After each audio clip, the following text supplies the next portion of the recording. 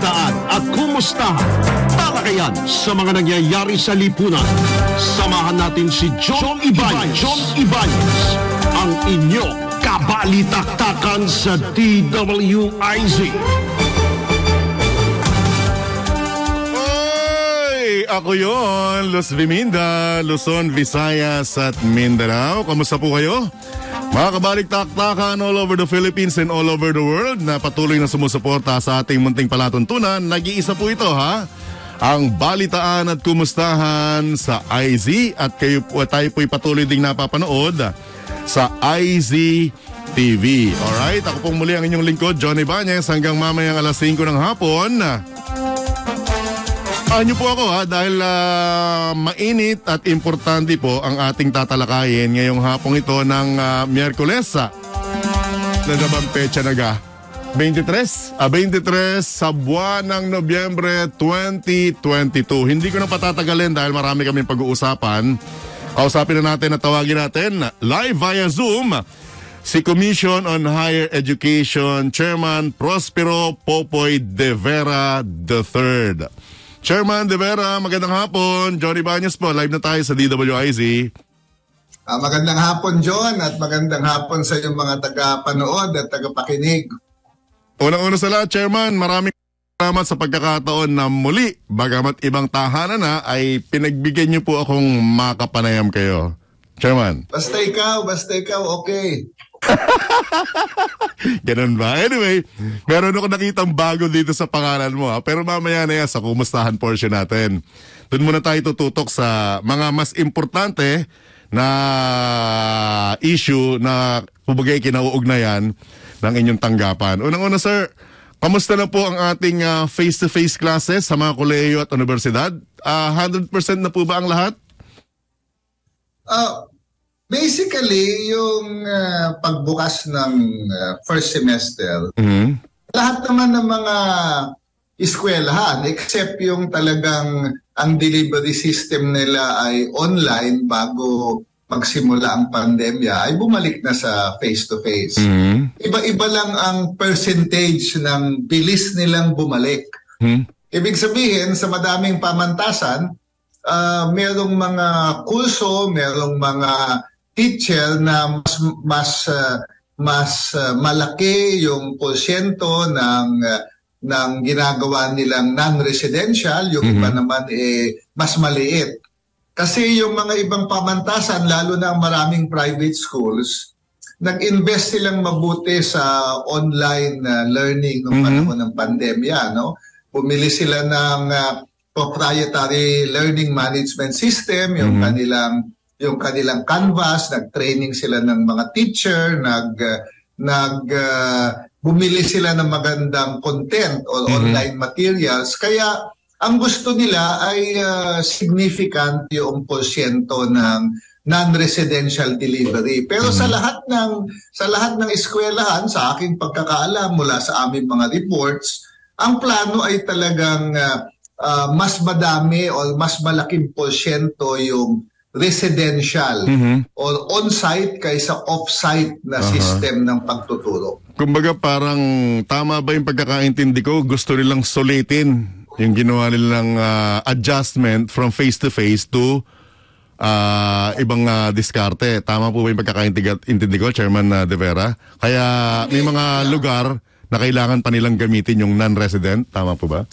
Hindi lang sulitin, kundi gamitin talaga ang teknolohiya. Dahil pag tinignan mo ang higher education, hindi lang sa Pilipinas, in most other countries, talagang yung mix ay talagang nangyayari. Hindi lang sa Philippines, no? Minamaximize yung capability ng technology na mag-contribute doon sa pagtuturo. Alright, so far ano pong base sa mga natatanggap niyong impormasyon ano pong mga problemang na-encounter ng mga estudyante at pamantasan sa unti-unting pagbabalik sa face-to-face kung meron man, Chairman De Vera? Ang pinakamalaki ay sa maraming state universities and colleges, malaki yung increase sa enrollment nila nung panahon ng COVID. Kasi madaming mga estudyante na nasa private school na nahirapan hindi makapagbayad ng tuition, ang marami ay nag-apply na lumipat sa public universities dahil libre ang tuition. At ang mga public universities naman ay siyempre naawa sa mga bata dahil gustong mag-aral, dumami yung kanilang enrollment. Pag pinabalik mo ngayon lahat yan, yung iba ay kapos sa classrooms na gagamitin. Dahil sa pagdagsa. Dahil sa lumaki talaga yung kanilang enrollment. No? Hindi lang yan sa public schools. Meron din private universities na lumaki talaga. Ang report sa akin ay ang De La Salle halimbawa sa Taft Avenue ay lumaki yung enrollment by 7,000 students. Wow. Kaya kailangan mong gamitin ang teknolohiya para pag bumalik sila, hindi sila sabay-sabay babalik. Isi-sequence mo yung paggamit ng facilities ng school para sila ay pwede pa rin mag-face-to-face pero dadagdagan mo ng gamit ng teknolohiya para may mga portions ng syllabus o portions ng schedule na pwede mo gamitin ang non-residential delivery. Pero sa public universities buong Pilipinas, yan ang problema ngayon. Alright. Chairman De Vera, binabanggit mo yung mga state universities and colleges. May mga nagsasabi na in particular, huwag magagamit yung mga kaibigan natin at mga taga-UP. Kasi sinasabi ng iba, hindi na raw para pangmasa ang UP dahil kung ikukumpara po sa pinanggalingan ko na parang UP, Santa Mesa, PUP, malaki raw ang diferensya ng dalawang state university. So, paano natin masasalag yung ganong pag-iisip, Chairman? Naku, wala pa ako sa CHED. Yan na ang problema ng Kaya UP nga po talaga. Naging napaka-elitista ng UP. At nung ako ay Vice President, matindi ang aming debate niyan within the university doon sa pagiging elitista. No? Kasi alam mo, John, ang isang kakaiba sa UP, nasa charter nila o nasa batas ng UP, ang responsibility sa UP na gumawa ng tinatawag na affirmative action. Ibig sabihin, kailangan meron siya mga programa para mapadami yung input o yung pagpasok ng mga estudyante galing sa public school, galing sa malalayong lugar na mahihirap, etc. Nasa mandato niya yan. Yung mga ibang state universities and colleges, pag binasa mo yung batas creating them, walang mandatong ganon. Pero ang UP meron. Meron ng UP. Pero UP din ang hindi niya ginagawa ito. Chairman, bigyan ko kayo ng sample para sa ating mga tagapakinig. In fairness naman sa PUP, hindi naman sila nagkakalayo. Alright, nung ako'y nag-aaral sa PUP, ang problema, ang laki ng parking. Kulang ang sasakyan. Sa UP raw, problema parking sa dami ng sasakyan. Yun lang naman ang pinagkaiba nila. Hanggang ngayon po ba ganun pa? Baka lalong sumama pa. Kaya ako, sa aking pag-ikot sa mga state universities and colleges, ang sinasabi ko, kayo na talaga ang pag-asa ng mahihirap na mga estudyante na makapag-aral. Correct. Hindi na UP. PUP, yung mga state universities and colleges, Philippine Normal, yan na ang pag-asa talaga ng ating mga kababayan. And I say that very frankly. Dahil sinabi ko na rin sa UP ito, no? Alam mo, magagalit ang mga taga-UP sa akin, Pero bago mag-COVID, alam mo ba, John, ang statistika ng mga nakakapasok sa UP, no? Nung Vice President ako, alam ko ito. Doon sa mga nakakapasa at nagkwa-qualify sa UPCAT, no? Yung mga graduate ng special sciences schools, they constitute less than 1% of the graduating high school batch, but they constitute 25% of UPCAT qualifiers. So 1% sila na gumagraduate, pero 25% sila nang nakakapasok sa UP. Yung mga graduate ng private schools, they constitute about 24% of the graduating high school batch, but they constitute 50% of UPCAT qualifiers. Yung graduates ng public schools who constitute 75% of the graduating batch, constitute 25% of the qualifiers. So mas malaki pa rin yung galing sa? Ang nakakapasok ay galing sa special sciences schools, sa private schools, yung mga galing ng urban areas, more than those coming from the public schools. Yung statistikang yan, nung ako'y vice president, sinasabi ko, nakakabahala yan. Hindi ko alam kung nagbago na mula nung ako'y umalis ng UP at nagpunta sa JED. Pero yung problemang yan ay malaking problema. Alright. Okay. Lipat naman tayo dun sa sinasabing tuluyang pagsasantabi na po ng online classes pagdating ng second semester ng 2023. Pakipaliwanag in layman's term, Chairman De Vera, para sa kabatiran ng ating mga tagapanood at tagapakinig. Go ahead, sir. Hindi po totoo yan. Kaya medyo mali ang pagkaka-pick up ng ating mga kaibigan sa media. Misquoted ka. Hindi ko po sinasabi na bawal na mag-deliver ng online ang mga pamantasan. Ang ginawa po natin nung naglabas tayo ng CMO ay gumawa tayo ng continuum ng delivery systems. At yung mga pamantasan ay kailangan sabihin nila saan sila dito sa continuum na ito. No? Sa continuum, on the one side, 100% residential o 100% face-to-face. Doon sa kabila niya ay 100% online. Yung mga eskwelahan ay sasabihin nila saan ba sila dito. So hindi pwede hybrid? Hindi po pwedeng hybrid or combination? Hindi, yung gitna nga niya is hybrid. Anything between the two ends ng full residential at full online, ang tawag dyan ay hybrid. Ay hybrid. So halimbawa, under sa existing na batas natin, hanggang 25% ng delivery mo ay pwedeng online. Nakalagay sa existing na open distance learning law natin yan. Pag lumagpas ka ng 25%, ang tawag na sa delivery system mo, distance learning na yan. Pag lumagpas ka ng 25%.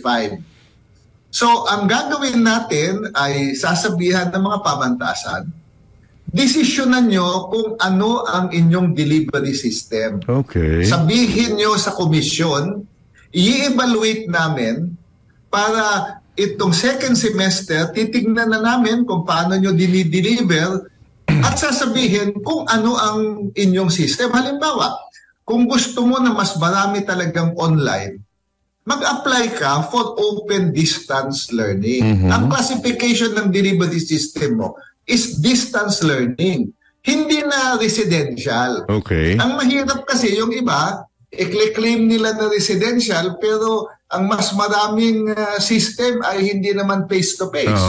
Hindi residential learning yan. Okay. Hindi residential learning. So, para titignan ng komisyon, ano ba talagang iyong ginagawa at mag-apply ka doon sa tamang paraan o sistema ng delivery. Right. So lilinawin ko lang mali po itong nababasa ko ngayon na full distance learning hindi napapayagan sa second semester ng academic year 2022-2023 ayon sa CHED. Yes, kung gusto mo mag-full online, mag-apply ka under the Distance Learning Memorandum Circular of CHED. So ganun ang gagawin mo. May option pa rin pala, Chairman. Meron. Alright. Importante yan kasi i-evaluate ng komisyon. Ang ayaw natin ay yung mga pamantasan na nagpapanggap na online o distance daw ang kanilang ginagawa pero yung paraan ng delivery nila ay hindi naman maganda. Yun ang ayaw natin. Kasi iba yung delivery method pag nag-distance learning ka eh. Correct. Iba yung approach. Iba yung pedagogy na gagamitin. Iba yung expertise na kailangan ng mga faculty. Halimbawa, maaring may mga pamantasan dyan na nagsasabi na 80% ng kanilang delivery ay online. Pero ang kanilang mga guro naman ay hindi talaga na-train na maigi sa online teaching. Ang kawawa dyan, yung mga bata. Correct. Estudyante. Kasi alam mo, pag nag-online ka, pati pag-conceptualize mo ng lecture, mag-iiba. Pag-conceptualize mo ng syllabus, mag-iiba. Grading system mo, mag-iiba. Ang pag-test mo ng competence ng mga bata, mag-iiba lahat yan. So ang tanong, sinasabi mo na ang majority ng delivery mo ay online. Ano ang kakaiba sa iyong sistema? Baka ang ginawa ng iba, yung lecture nila dati sa classroom, ginawa lang via Zoom. Literal na inilipat lang via Zoom. Inilipat sa Zoom. Hindi po distance learning yan. Right. Kailangan makita natin at maintindihan, hindi lamang sa bahagi ng CHED, pati sa bahagi ng mga faculty at mga estudyante, kung ano talaga ang iyong gagawin sa delivery system mo ngayong wala ng restriction dahil sa pandemya. Alright. Okay. Alam mo, nakikita, alam naman natin yan. Madami tayong reklamo din natatanggap. Correct. Ako, yung aking mga apo ay pinapanood ko mag-distance learning noon. Minsan yung teacher nila ibibigay yung lesson alas 11 na ng gabi. Tapos i-discuss nila alas 8 kinaumagahan. Wala nang time yung bata. Abay, kawawa ang mga bata. Siguro, sabi ko naman sa mga apo ko, intindihin nyo, baka hirap na hirap din gumawa ng exercises. Baka wala rin tulog si ma'am. Wala din tulog, tsaka hindi din siya sanay. Hindi naman siya nag-training na maigi kung paano gagawa ng exercises. So baka naman, alas 10 na ng gabi natapos yung exercise. Tama. Binigay sa inyo ng alas 11, kasi sabi nung apo ko, Lolo, baka akala ng teacher namin, hindi kami natutulog, sabi. Hindi, baka siguro akala ng teacher, kilalang apo mo, kaya sabi, bahala na si Lolo sumagot dyan. Ang problema, hindi ko rin maintindihan. Yun lang. Ang mga pulong, no? Pero wag naman natin ikaila na maraming naging problema. Kasi tama naman. Biglaan yung shift natin. Correct. Hindi tayo handa, Chairman. Hindi tayo handa. Kaya ngayon, ang tanong dyan, kung meron ka ng option ngayon na mag-on-site at saka off-site, para sa mga pamantasan, ano ba talaga ang direksyon ng iyong delivery given yung resources mo? Meron ba talagang gadget ang iyong mga estudyante? Capable ba talaga? Capable. Maganda ba ang online materials na ginagamit mo? Signal. O meron ka bang magandang learning management system? Na-train ba ang iyong mga guro? And based on that, dapat sabihin ng mga pamantasan, ito ang aming direksyon. Correct. Para malinaw. Malinaw kung anong paraan ng pagtuturo, ano ang paraan ng pag-grade, anong uri ng mga materials ang gagamitin, ano ang pedagogy ng pagtuturo, ano ang ine-expect na competencies na makukuha ng bata sa kanyang pag-aaral. Yan ang kailangan natin tignan ngayon. Alright. Gusto ko pang i-stretch sana kaso meron pa ako nalalabing ilang minuto para naman dun sa ating kumustahan portion, Chairman. Alam mo naman tong programa ko balitaan at kumustahan. So ready ka na ba sa ilang personal na katanungan? Ito yung pinaka nakakatakot na question ng program mo Pwede ba questions na lang ang tanongin? Hindi, personal naman to pero may relasyon pa rin naman sa iyong posisyon. Alright, unang katanungan. Inaasahan mo ba na after ng Duterte administration, mananatili ka dyan sa pwesto mo? Ako naman noong nanalo si President Bongbong Marcos, ako ay nag-offer na tumulong in whatever capacity. Dahil alam mo... So hindi mo itinatanggi na inalok mo yung sarili mo pa rin?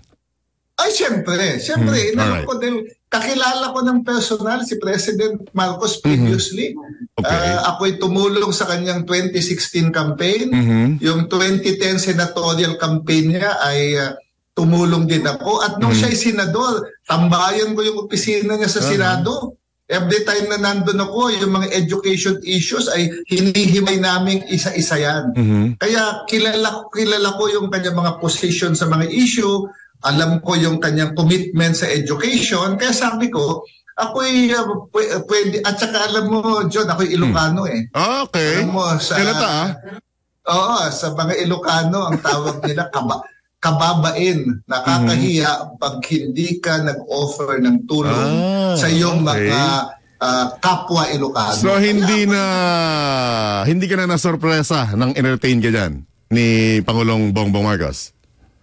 hindi naman, hinintay ko kung saan ako makakatulong. Desisyon ng presidente yan kung saan ako makakatulong. Sabi ko, kung hindi sa CHED, okay lang, basta makatulong ako kung ano ang bagay ang aking ikakatulong. So, wala naman akong partikular na binanggit na pwesto. O basta sabi ko, ako interesado pang tumulong. Medyo, kahit na senior tayo, meron pa naman tayong konting lakas na tumulong. And speaking of that, malakas ka pa dahil nakapagbakasyon ka pa abroad. Yan ang susunod ko itatanong. Bilang isang lolo, di ba? Nagpunta ka ng abroad eh. Nakita ko sa social media eh. Ano ba tawag doon? Wala akong bakasyon. Akala ko nga makakapagbakasyon ako eh. Trabaho pa rin ba yun? Dumating yung appointment ko nagsimula ng administrasyon. Ang gusto ko sana in between the administrations ay makabakasyon ng konti. Wala namang binigay na bakasyon sa akin. Late post ba yun? Nakikita kong nasa abroad ka kasama yung apo mo? Yun. Trabaho yun. Trabaho pa rin ba yun? Naisingit mo lang? Naisingit ko lang. Talaga naman. May apo ko sa akin, umalis daw kaagad ako. Hindi, ang nangyari dyan, ako'y pumunta sa Canada 2 beses na this year. Tinutulungan natin ma-recognize yung mga degree ng ating mga nurses and Filipino professionals para sila makakuha ng licensure test at makapag-practice ng kanilang profesyon sa Canada. Yun ang ating ginagawa since actually last year. No? Kausap ko yung mga members of parliament, yung kanilang ministry.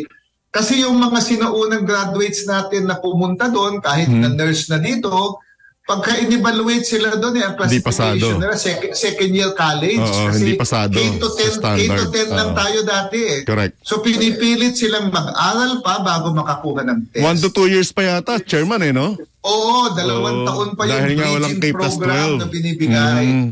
Inaayos natin yan ngayon at meron naman mga magandang balita na nangyari. Ang isa ay pumayag na ang ministry sa Ontario at sa Alberta na doon sa kanilang bridging program, pwede silang pondohan ng gobyerno. Wow. At least yung gastos ng additional na pag-aaral ay tumutulong na ang gobyerno. Yung isa pa ay merong mga Philippine universities at University of Saskatchewan, gumagawa na sila ng common syllabus sa nursing. Ano po yun? Para sa mga PR o kahit sa mga bagong dating na estudyante? Pareho. Wow. Basta maganda gusto maging nurse. Tinutulungan natin ngayon yan sa Canada. At may balita ako na malapit ng aproban na yung bridging program sa isang lugar ng Canada from 2 years gagawing 9 months na lang. Malaking bagay yun, meron naman tayong mga successes. Medyo pagod lang tayo dahil kakausapin natin yung members of parliament, iba-ibang lugar sa Canada. Actually, yun ang pinunta ko 2 beses to talk to the members of parliament and talk to the professional organizations of Filipinos kung paano natin sila matutulungan. Napagod ka sa English. at saka malamig na doon ngayon. Kaya medyo mahirap kasi papawin sa mga nagkakaedad na kagaya natin. Mahirap yung gano'n. Alright. Alam mo ngayon, yung jet lag natin, parang humahaba yata. Pag malayong biyahe, imbis na maiksi, mahaba. Tayo pagod na. Baka naman English mo yung jet lag sa pagiging rayuma. Anyway, as always, Chairman De Vera, maraming salamat sa pagkakataon. Gusto ko pang i-stretch kaso mauubusan ako ng oras. May kasunod na programa. Pero mangako ka ulit sa akin, tulad sa pinanggalingan ko himpilan, na on your free time at pag may issue concerning CHED, tawagan kita ulit. Ang maganda natin pag-usapan ay yung nangyayari nga sa Canada kasi madami tayong ginagawa para sa ating mga nurses. Correct. Napakalaki ng demand nila doon for healthcare professionals. Correct. Kaya ito'y minamaximize natin. Pero ang itong huli, hindi lang mga nurses ang kinausap ko, pati Asosasyon ng mga Filipino Engineers, accountants. Lahat ng kurso. Oo, para matulungan natin sila makapag-practice kasi sayang not only on the part of the Filipinos kasi ang kanilang sweldo ay dapat mas mataas. Ang mas mahalaga, at ito ang sinabi ko sa mga members of parliament, ginagawa natin ito dahil gusto natin na ma-maximize ng Canada yung expertise ng kanyang talino ng mga Pilipino. Oo, ng mga talino ng Pilipino. Sabi ko, wala namang kawalan na sa amin yan kasi nag-migrate na yung mga Correct. Pilipino. Ang makikinabang yan, sabi ko, ay kayo. Correct. Dahil magagamit nyo yung kanilang galing. Kaya magtulungan tayo para sila ay maging mga professionals talaga. Chairman, putulin kita dyan.